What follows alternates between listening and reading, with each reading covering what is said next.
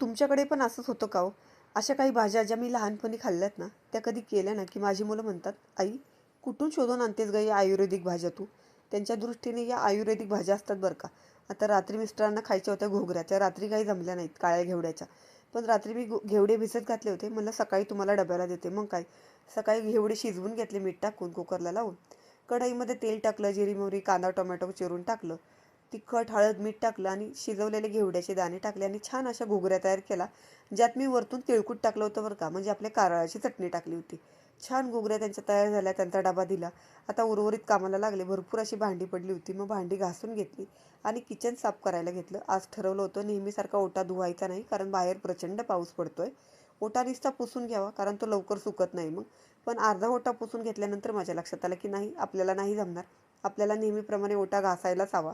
त्याशिवाय मनाला शांती मिळणार नाही. मग काय, पुन्हा घासणी घेतली आणि छान असा ओटा घासून घेतला. बघा बरं कसा चमकतोय ओटा.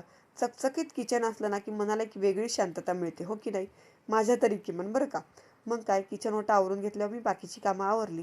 धुणं, फरशी झाडून सगळं घेऊन घर अगदी स्वच्छ आवरलं आणि असा संपला आजचा छान दिवस. चला तर मग भेटू